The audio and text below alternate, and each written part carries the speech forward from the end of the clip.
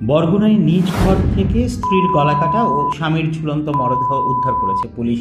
এই সময় ঘর থেকে ওই দম্পতির 5 বছর ও 1 বছর বয়সী 2 কন্যা শিশুকে অক্ষত অবস্থায় উদ্ধার করা হয়েছে। 7 সেপ্টেম্বর রোববার সকালে বরগুনা সদর উপজেলার 5 নং আয়লা পাতাকাটা ইউনিয়নের দক্ষিণ ইটাবাড়িয়া নামক এলাকায় মোল্লাবাড়ি থেকে তাদের মরদেহ উদ্ধার করা হয়। নিহতদের নাম স্বপন মোল্লা, যার বয়স 32, ও তার স্ত্রী আকলিমা, যার বয়স আনুমানিক 27। নিহত স্বপন মোল্লা পেশায় একজন স্যানিটারি মিস্ত্রি। নিহত স্বপনের চাচাতো বোন রাজিয়া বেগম জানান, ভোরে ঘুম থেকে অজু করতে নামলে বড় মেয়ে সাদিয়া দৌড়ে এসে বলে, আম্মি মা গো ঘরে চলেন, মা কথা বলে না, আব্বাকেও দেখি না।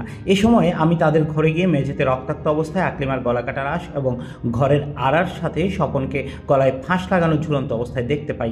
নিহত স্বপনের বড় ভাই কবির মোল্লা বলেন, আমার ভাইয়ের কোনো শত্রু নেই, তবে স্বপনের নিয়মিত কাজ না করা নিয়ে মাঝে মাঝে স্বামী স্ত্রীর মধ্যে ঝগড়া হতো। পারিবারিক কলহের কারণে ঘটতে পারে ধারণা করেছেন বলে জানিয়েছেন নিহত আকলিমার বাবা আব্বাস মৃধা। বরগুনা সদর থানার অফিসার ইনচার্জ মোহাম্মদ ইয়াকুব হোসেন বলেন, ঘটনার সংবাদ পেয়ে পুলিশ ঘটনাস্থলে এসে মরদেহ উদ্ধার করেছে।